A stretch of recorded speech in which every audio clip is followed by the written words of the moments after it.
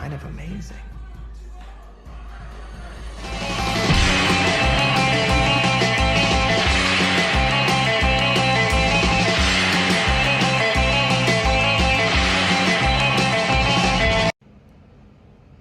Has the Matrix got you down? Does society feel like it's crushing upon you? Did school feel like a incessant brainwashing marathon that felt like it would never end? Did the news lie to you? Did politicians promise you things that they didn't end up actually doing? If you've answered yes to any of these questions that I've just asked, then you just might be in the Matrix. And welcome back to the show. I'm your host, not your holster, I'm your host as always, the Matterhead himself, Jacob Hayes. Thank you for joining me. I'm an actor, comedian, writer, researcher, aspiring filmmaker. I wear a lot of hats. I think about a lot of stuff. This program, called The Program that you're watching currently, is a little bit of everything. I'm going to cover the funny, the strange, the conspiratorial, the paranormal, the historical, the mythological, the theological, and certainly the philosophical, as we analyze every aspect of the psychological.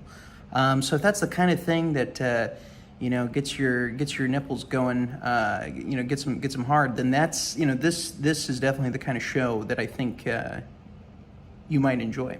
Sometimes we'll have guests on, we'll interview them, talk about strange shit. Sometimes it'll be comedians, sometimes it'll be people with strange life experiences,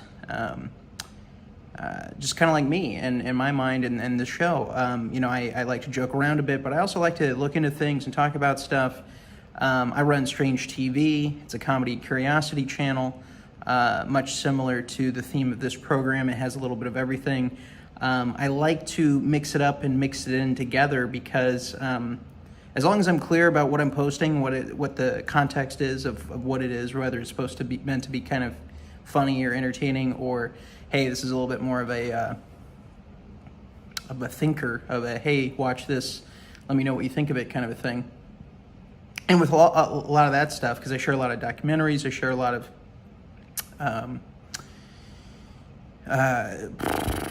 pieces of information of the grand jigsaw puzzle, if you will.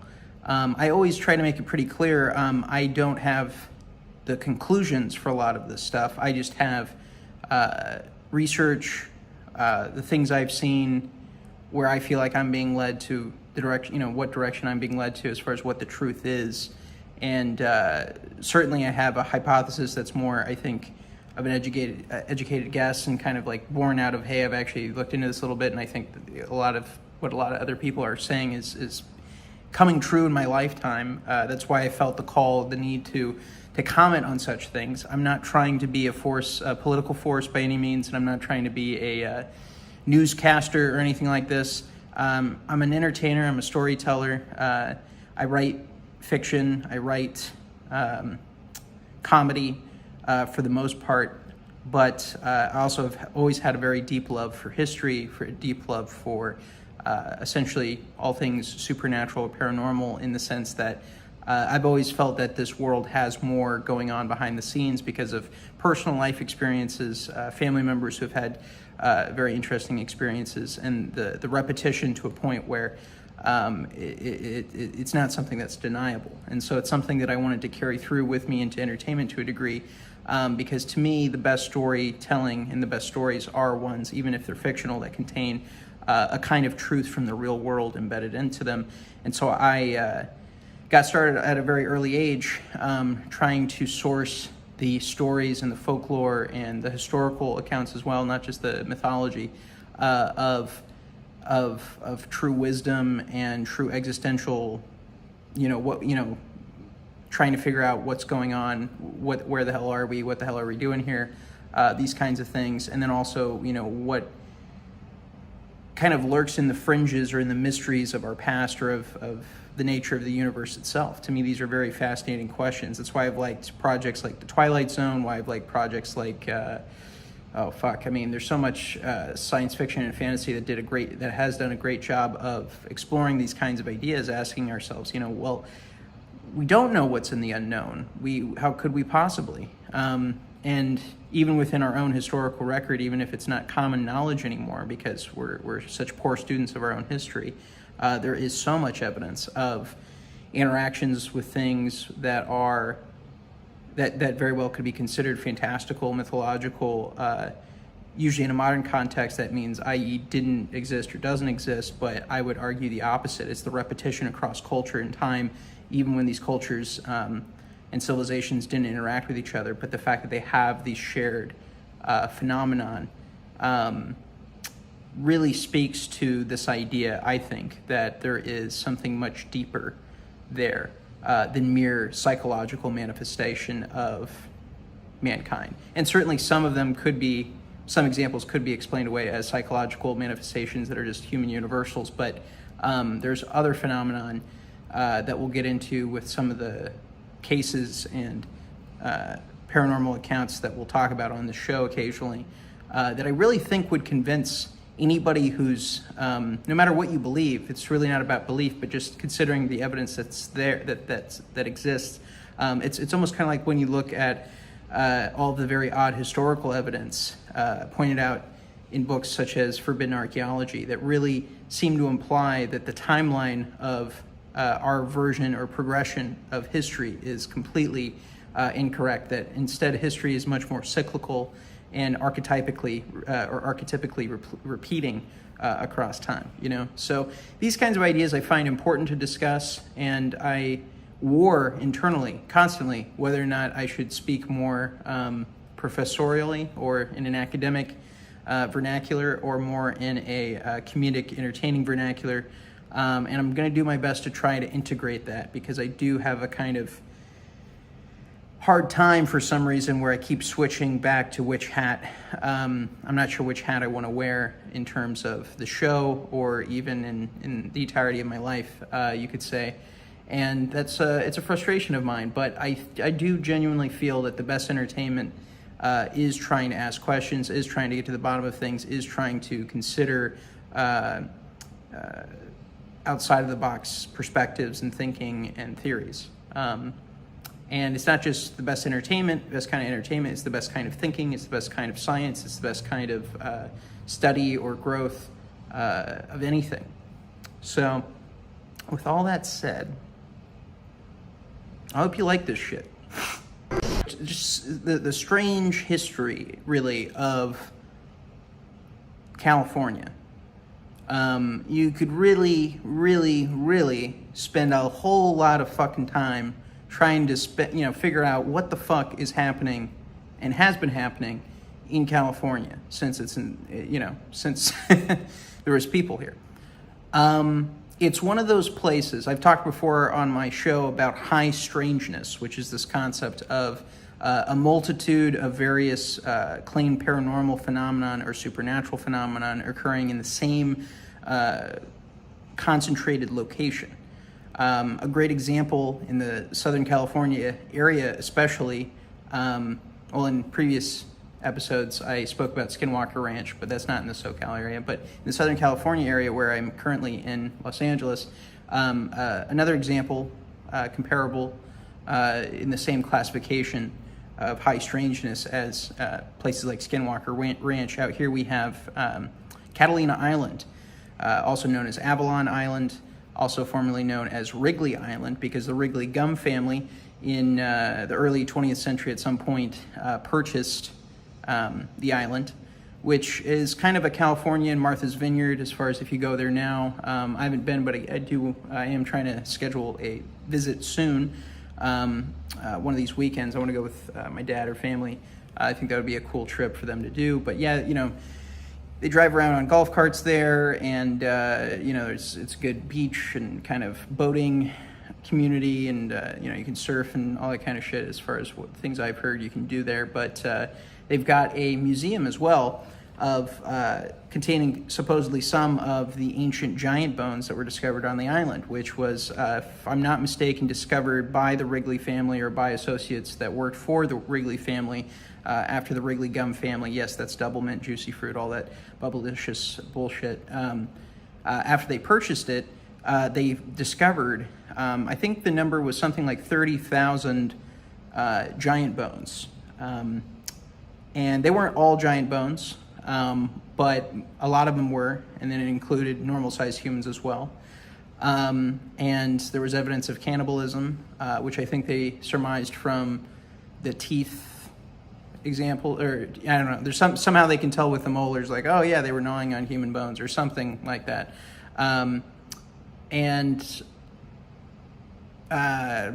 Anyways, it's interesting that this is a story. Oh yeah, so anyways, there was evidence of cannibalism. There was evidence of, kind of ritual, kind of paganism and whatnot. Human sacrifice, infant sacrifice was discovered there. And there was at least one, if not several articles in the LA area covering this. A lot of people will take newspaper articles from older, previous points in time and negate its validity just because it's from the past and it's a newspaper article. And back then there was a snake oil salesman. You know what I mean? I have a good buddy of mine that does this shit all the time. To me, it's very intellectually flaccid to promote that. Like that's really your take. First of all, I agree. It doesn't prove in of itself, right? But it validates that there was this claim back then, which is the whole point of bringing up the damn newspaper articles. So anybody who wants to be like, yeah, but back then they sold snake oil and the fucking... It's like, yeah, and nowadays journalism is completely dead. So trust me, I understand that you have to take a grain of salt with media of any point in time, but if we're just comparing apples to oranges, or apples to apples here, sorry, but I much rather take the journalism of yesteryear or of 100 years ago than the journalism of today. Because back then there was actually at least an attempt at figuring things out. And by the way, not just giant bones and cannibalism, this kind of weird, freaky shit, but there are so many stories throughout the 18 and 1900s, not just in the newspapers, but that was, in official science and Smithsonian things and whatnot, where literally things were disappeared afterward. And they, would go off to the Smithsonian and then it was never be heard from again. Or they'd be like, oh yeah, we lost it. Our bad. They would take the bones, often it'd be bones, for samples, and then it would disappear. And then beyond that too, there was just so much, so many strange legends. Like there's like lizard people in the catacombs of beneath LA.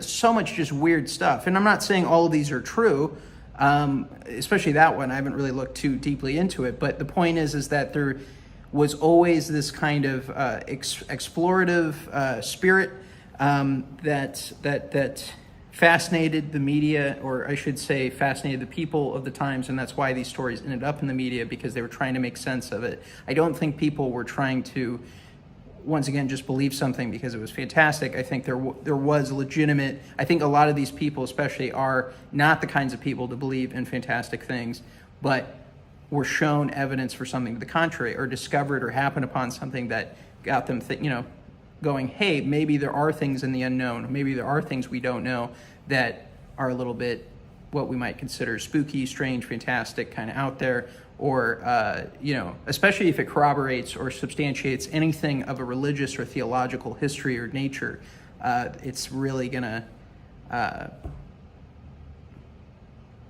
people really don't want to fucking deal with it.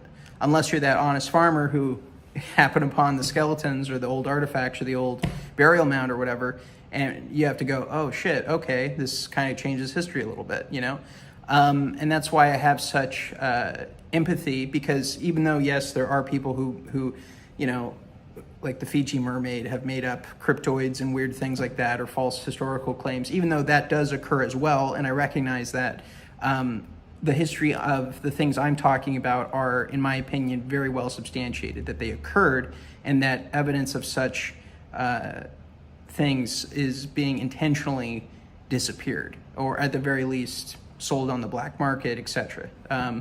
Whether or not, how grand, like I often say with a lot of these things, how grand the conspiracy is in actuality is yet to be seen. But there's lots of evidence, as I'll point to with these kinds of subjects and topics and stories, where it's like, obviously something is afoot, which is the whole point of this show, is to just be like, hey, obviously there are things that are not, there are questions left wanting. There are things that still need to be explained and accounted for.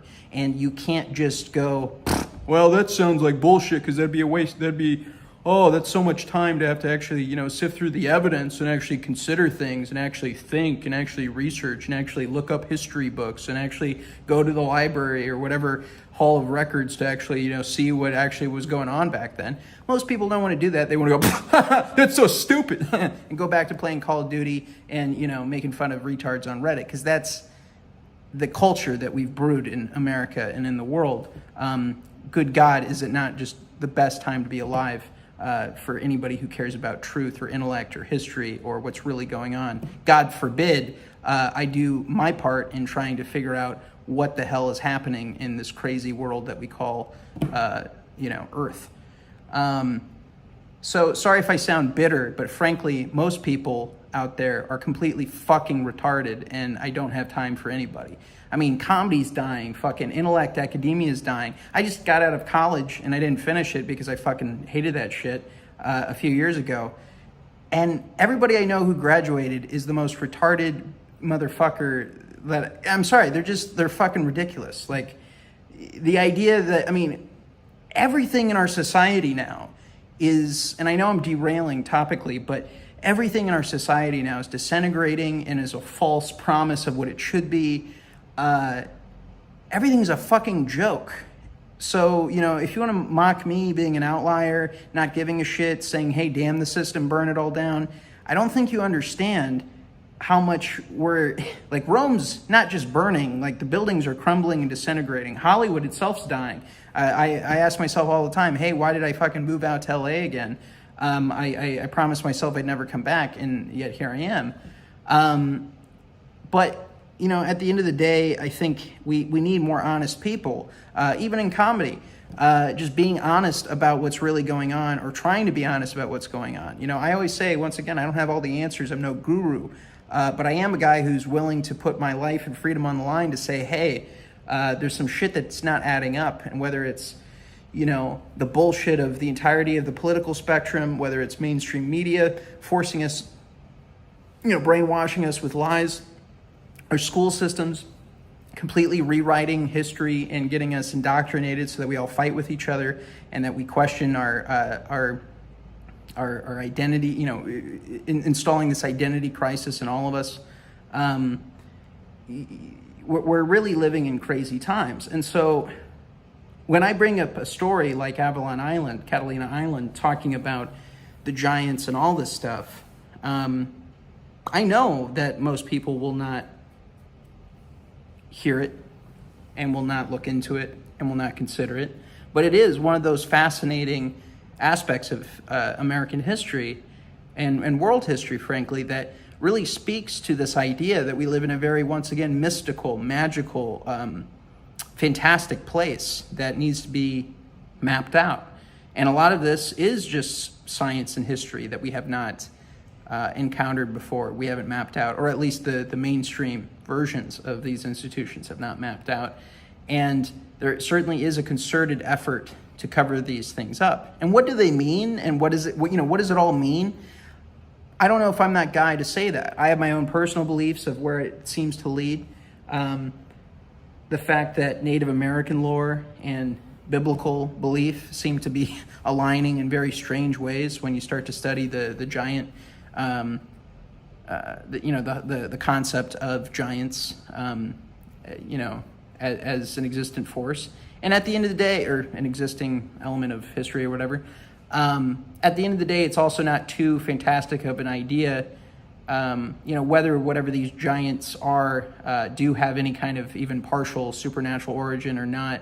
The idea that giants could or do exist or did exist, to me, isn't at all any kind of hard pill to swallow.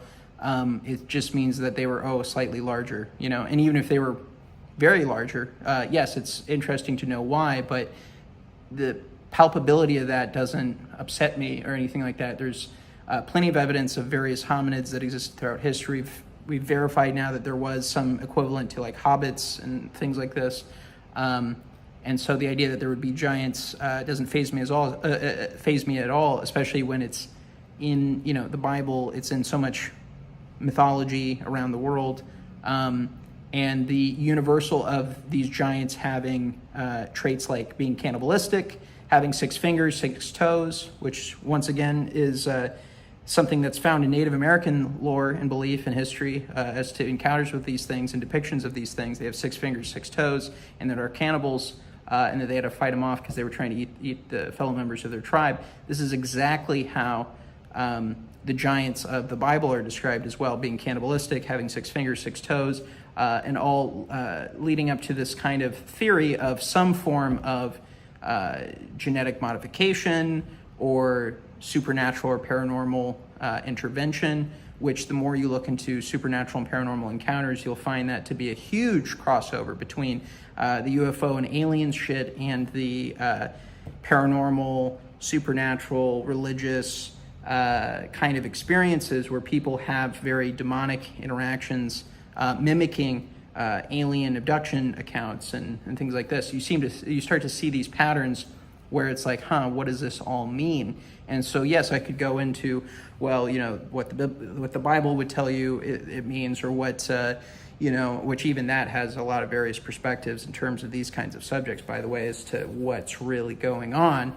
But similarly, you could, look into various Native American lore in the local areas of Southern California and what they believe, and that's something I'm currently digging more into presently. But I guess what I'm trying to say is you can take it a lot of different ways, but the patterns, the archetype exists. And it's like, okay, it's one thing to say that all the giants, or that all these different cultures would have giants in their mythology. Maybe that's just some kind of psychological phenomenon. But then you go a little bit deeper, and then it goes, okay, why would they all share the trait of being cannibalistic? And why would they all share the trait of having 6 fingers, 6 toes? That seems oddly specific and random. So once again, that's just another little experiment, but another little quick thing that, it's just one little point, but it totally shatters that whole illusion of like, there's nothing to these subjects and there's nothing to this history. It's like, yes, there absolutely fucking is. And if you say otherwise, I'm sorry, but you're either a liar or you're just completely retarded. Like, there's no in between.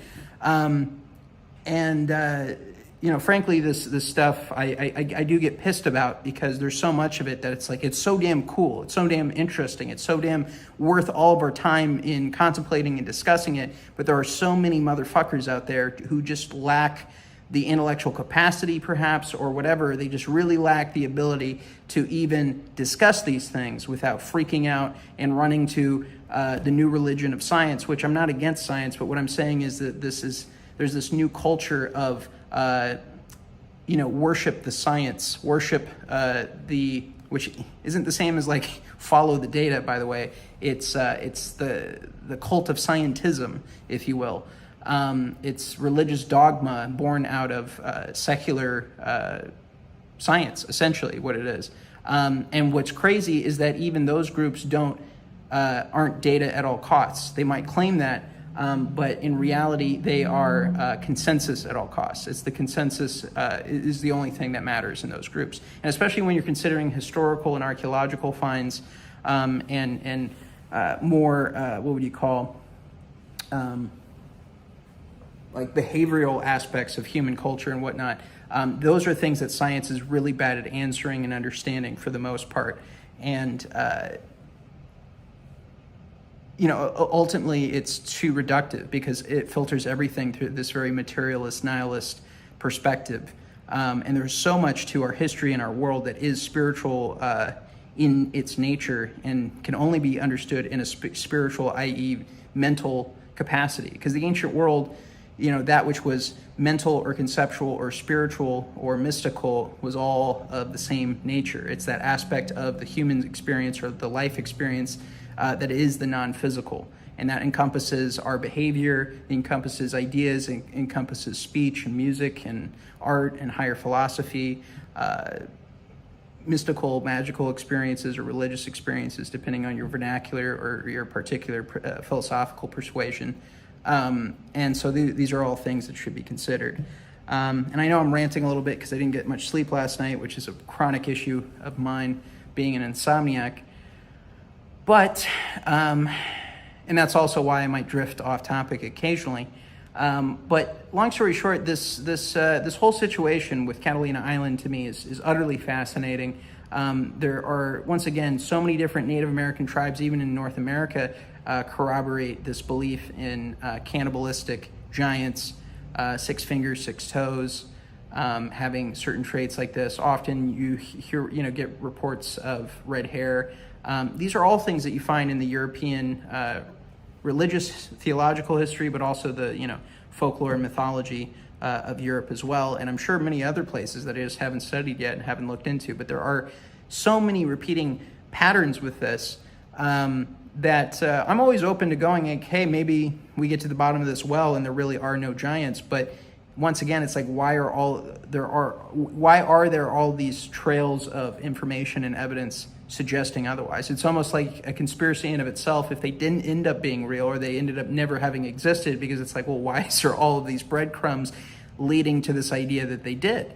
And so it's just another little peculiar thing. Now, another peculiar fact, speaking of high strangeness locations, not only does this Catalina Island place have a fantastic history just in of itself with this 30,000 giant bones discovered by the Wrigley Gum Family, but additionally, this is one of the most massive UFO and USO, that's unidentified flying object, and then USO is unidentified submersible object, hotspots in the world, especially in America, or one of the number one spots ever that I've researched.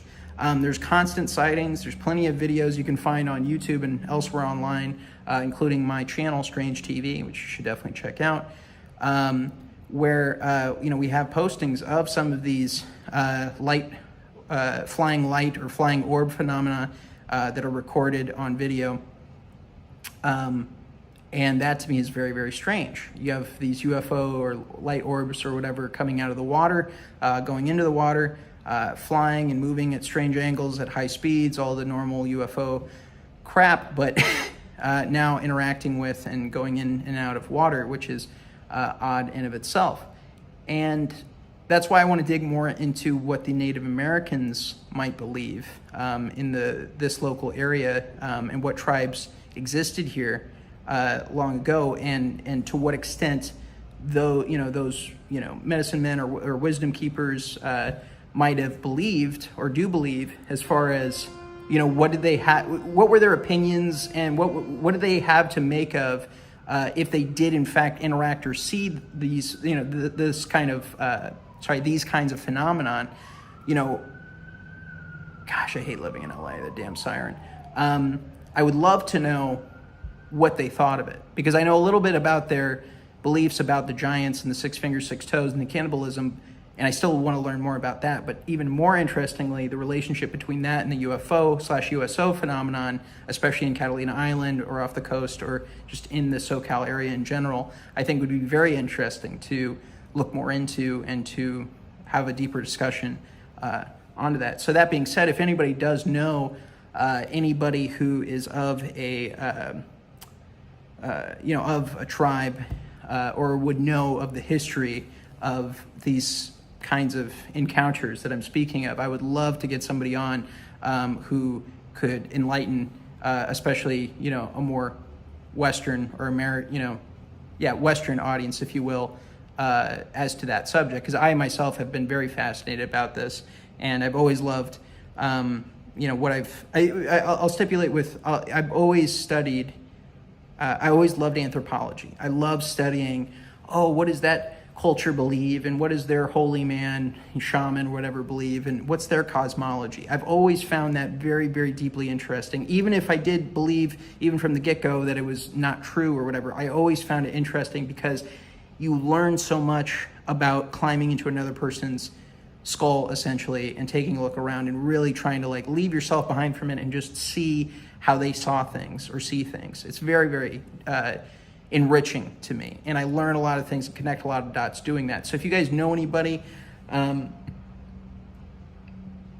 who could illuminate this subject a little bit more, or is of, kind of, I would love to get an actual wisdom keeper. I'm not sure if that's the right, I do apologize if I'm not using the right like terminology, but when I say this stuff, I think that is kind of the title, a wisdom keeper, or someone who would have the oral traditions or understand some of the more mystical or secret traditions or history as far as these certain Native American tribes interacting with the giants or the UFO phenomenon. I think it'd be very interesting to talk about, and certainly there is something there that is, that would be worth our time, that we could glean from. So anyways, that's just something I wanted to put out there. If anybody knows, definitely leave that in the comments. So yeah, Catalina Island, very, very strange place, Southern California in general. I myself have had several, I've seen many, many different things in the sky that I could not explain, that I've tried to record. LA does have a lot of air traffic also, so I try to take that into account. And there's definitely been at least a couple times where I thought I might have saw something, but then afterwards I was like, oh, okay, that probably was just a plane or a helicopter or whatever. But I have recorded many, many things that were very, very strange. Not just in LA either, but there's certainly, I've seen stuff in Vegas, I've seen stuff out here in California. There's definitely something, especially Vegas to California, about that area or this area that there's something out there. There's something in the water. That's all I can say.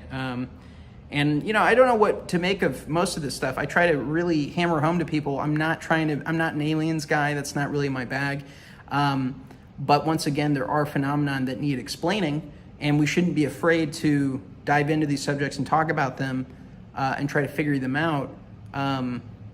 Like, you shouldn't be considered weird or ooh, you're fringe or crazy or something like that just because you're looking into a phenomenon or aspect of nature that is recurring, and that there is plenty of sober individual evidence of, including military personnel and several others kinds of people that I think I've spoken of in other episodes that I think are stories that in of itself validate that, oh, okay, there is something to the field or to the study of researching these things.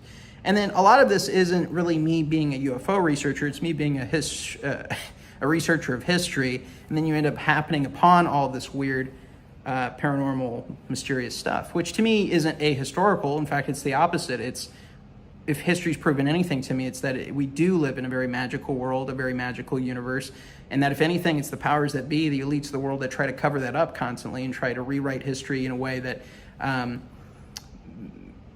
not only demoralizes us and disconnects us from our true past and the true comprehension of it all, but they really want you to think of yourself as a very dispensable, unimportant, uncreative, unthinking, and ideally unfeeling thing that only has its use and its functionality to serve the greater whole. I mean, that really is what we're dealing with. Or to serve, I should say, the tyrant at the top of the system rather than the greater whole even. So yeah, this whole phenomenon with Catalina Island, or the phenomenon surrounding Catalina Island, is very, very interesting, and trying to make sense of it is difficult because it's such a variety of stuff. It's like, okay, we got giant bones, we got cannibalism, we got UFOs, we got USOs, we got reportings that go all throughout, from the early days of settlers being out here to, the 1900s and whatnot, and certainly up through the 1960s and onward, skyrockets with phenomenon, which you got to wonder, how do psychedelics interplay with the UFO phenomenon? Or at least that's something that I wonder about a lot. The reason I wonder this is because I had a particular experience with witnessing a UFO that included kind of a dream state, not for when I saw the UFO, but it preceded that, where I had this vision of it, if you will, or this dream of it, and then I woke up, and like about a half hour later, fully lucid, fully awake. I think I was smoking a cigarette at the time. I used to be a cigarette smoker. And and then it happened, and it wasn't even the same thing that I saw in the vision, but it was like the dream or the vision that preceded it was more of like them ringing me up on a telephone. And so that got me interested in this idea that there's some aspect of the UFO phenomenon that's related to consciousness or spirituality or the dream state in some way that we have yet to map, or at least some UFO phenomenon can interact in that way. And that's why I've been very interested in this new researcher, Nathaniel J. Gillis, new in the sense that I've come upon him recently, that I find very interesting because he gives a more biblical based perspective on this topic. But it really got me going on this whole idea because I've thought before of the similarities between psychedelics and spiritual and religious and paranormal phenomenon and the interplay of that. Just the DMT studies alone, where they did clinical studies of administering the psychedelic substance that exists in almost all living things, called DMT, to 8 individuals in a clinical study, real scientists, real medical doctors studying them in a controlled environment. They all said that they spoke to the same spiritual entity. And this gets into this whole new age basket of topics, where there's this interesting relationship between psychedelics, spirituality, paranormal phenomenon or experiences, essentially contacting, interacting with entities, or them trying to interact with you or whatever. And what does it all mean? Tough to say, but it does substantiate more and more that consciousness and the spirituality is more fundamental to our psyche and ourselves in our individual persona than we'd realize. I mean, the ancient world, most people, or most of the beliefs, I think, did center around this idea that everything emanated from the spiritual, and that the physical world was a shadow or a reflection in a way, or an outgrowth, kind of like a fruit of the spiritual world, and that it's just scratching the surface to understanding everything, understand all that is of the material or physical universe, and that there's really this connected ethereal spiritual element that is really behind the scenes, pulling the strings, running the show. And that certainly to me it coincides with so mumuch religious and mythological belief around the world, regardless of religion or culture or what the exact dogma was of that area. That in of itself shows me that, it would make sense that there is some kind of phenomenon that repeats across cultures and across time that is manifesting in various ways, but has these certain shared features. I mean, that's as close to an answer as I can give to anybody as to what the phenomenon is, which is why I always say defining the phenomenon is a dangerous thing to try to do, but showing or stating or validating that the phenomenon is occurring and that it is existing in nature and that it does need to be solved or mapped, there's no question. It absolutely does exist. The data is completely in favor of it. It really just is a matter of, are you brainwashed, are you propagandized, or are you so closed off or whatever that you're not going to look into it, versus the people who have looked at the evidence and who, I'm not saying it's easy, but if you're being honest and you look at the evidence, it's extraordinary. And I've been talking this episode almost entirely just about the SoCal area in the Los Angeles, Catalina Island area. And when you start really expanding your view on this stuff and zooming out, this stuff repeats across cultures, across time. It's everywhere. It's in everything. Which is why I always go back to, okay, haters, doubters, etc. If you want to say that there's nothing to these topics, prove me fucking wrong. You know what I mean? How about you roll up your sleeves and you get involved with getting to the bottom of it, rather than just being like, hey, if you look into this stuff, you're crazy or whatever, you know what I mean? Which goes back to the armchair critic point of this episode, which is just to say that it's very easy to have a knee-jerk reaction and say, oh, that's stupid, oh, that's dumb, oh, that's a waste of time. But I have a lot more respect for, to borrow Teddy Roosevelt's quote, the man in the arena who is bleeding and sweating And yeah, he might stumble, and yeah, he might be shaken because he's really tired, but you know, he's fucking in the arena. He's fighting. He's at least fighting for the truth. Can you say the same? Are you fighting for the truth? I fucking doubt it. Anyways, it's been about a half hour, so I'll let you guys go. This has been the program. Sometimes it's funny, sometimes it's strange, but it's always entertaining. Tune in, as always, Fridays and Saturday nights at midnight. And, you know, I toss in a couple free extra episodes throughout the week. So always stay tuned. You can follow us on the YouTube, the BoobTube. The program is the podcast channel, and then Strange TV is my main channel. Thank you very much for joining me. I'll talk to you soon.